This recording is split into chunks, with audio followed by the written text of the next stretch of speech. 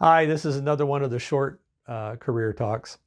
I'd just like to give you little vignettes from my career. It's been a lot of decades, and I'm at a point where I'm kind of reflecting on these things and trying to see if I can get them out there and maybe somebody will find something useful in it. I worked for a company named EDS, Electronic Data Systems.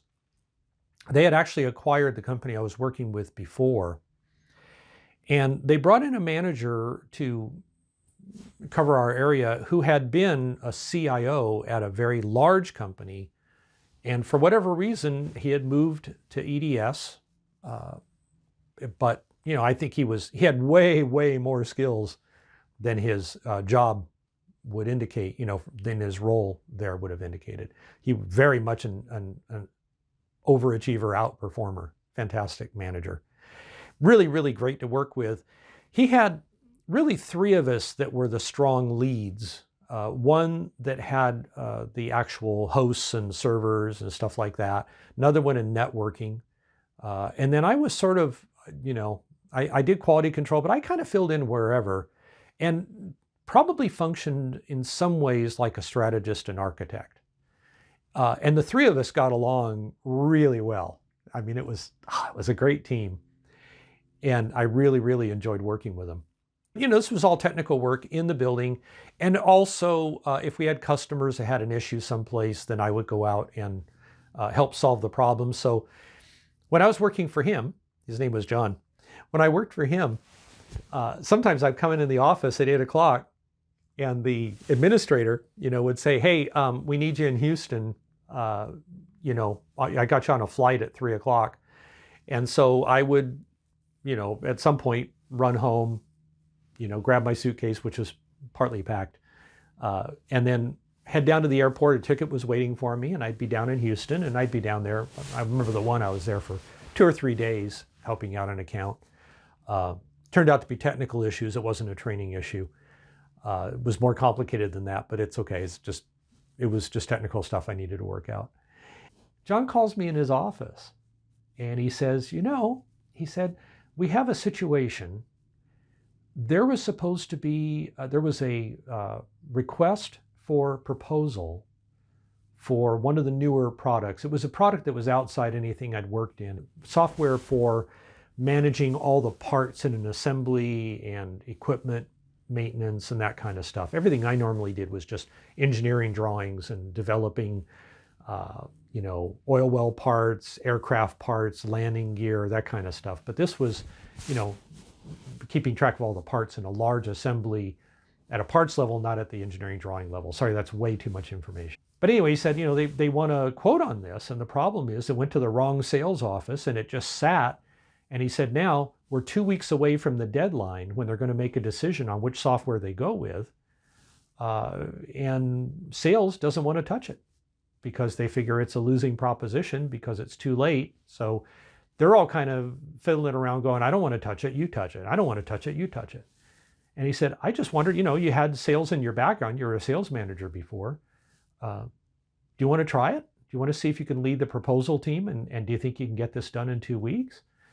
And I said, well, if I got 2 weeks to do it, I'll do it, And I said, what guidance can you give me? And he said, well, I did a proposal some years ago on another thing, another company. He says, I can tell you what the structure was and how to do it. And he did, and it didn't take him long. He really, really was great at explaining it. So I worked from there, called up the account manager that was in, and it was for their film production machines, the ones that they used actually for producing the film back in the days of film. And I had the machining background and all the stuff with mechanical engineering. So, a lot of those machines made sense to me right away and everything. Our salespeople didn't usually have that kind of background. Called up the account manager, and I flew to Rochester, New York, and started putting together a team. And I'd call up and I'd say, okay, I need somebody from the development that can explain this part. And I had to learn the software. I had to learn enough about the software to be able to talk about it. Probably talk to 20 different people to get through this thing. And I had to do it very quickly. So within a week or so, I had most of the proposal kind of worked out. And I didn't do any pricing or anything. I passed that off to sales for that part. It was mostly building the relationship with the client with the potential client, with the potential customer. And I actually got to talk to their engineers that designed and maintained and made changes and stuff to the film production equipment. I mean, it was wonderful. You know, put the thing together. The last thing that we did was the executive summary for the document, which I did. I remember the account executive in Rochester and I each wrote one, and then we got together independently without talking to each other. And then we got together and then took the pieces from them and put them together into a single executive summary that we both really thought was great. You know, I said, you know, can we get, you know, somebody VP level from our company to fly out to Rochester for the presentation, just because I think it's good to have that presence there. It lets them know that we really, really care. So we did, and we did it for Kodak's management. I presented it, but, you know, I would hand off things and say, now so-and-so is going to tell you about this part. And of course, I started off with the VP, whose name was Tony.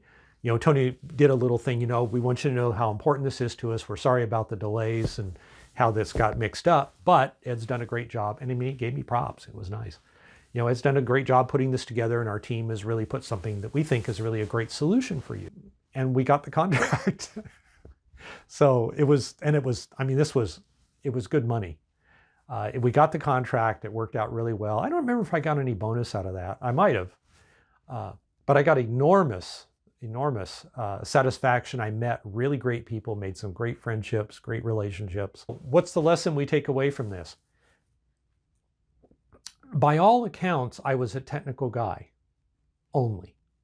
But my boss, John, knew that I had sales background, you know, way back managing sales, and just offered me the opportunity. And if I'd said, no, I don't think I want to try that, I would have missed out on the whole wonderful experience. It wouldn't have hurt my career. You know, I would have been fine. But he gave me the chance. And I just thought that was amazing. He believed in me enough to do that. And of course, that's extremely motivating.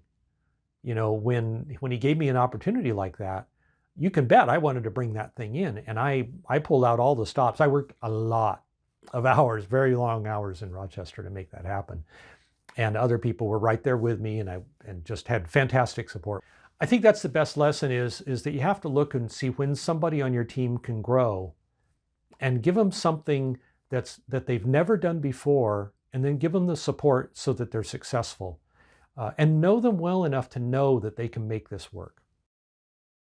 One of the advantages that I had in talking to the engineers out at Kodak was that because I had a mechanical engineering and drafting and all this other background, you know, there were questions that I'd ask, and they'd say, "Oh, are you an ME?" And I'd say, "No, I've just, you know, done a lot of stuff, and I have a background in manufacturing." And, you know, they were like, "Oh, okay." And it gave me credibility, so they would talk to me, and they would tell me their frustrations with what they had. They would tell me what their objectives were, but they really opened up once I got that. So I think one lesson there is that sometimes you have to do some little thing that brings trust. Something that gives you common ground, and they say, okay, oh, this person really does understand what I'm saying. I'm not just talking to a salesperson. I'm not talking to somebody that's a computer geek. This is somebody that actually does know my business. You know, after the presentation, this was wonderful. They talked to the VP, and he told me this later. He said, when they talked to me, they said, "Wow, you guys really understand our business." Ed really, really understood. So that was what they said was actually the main reason that they gave us the business, was because we understood their business. Thank you.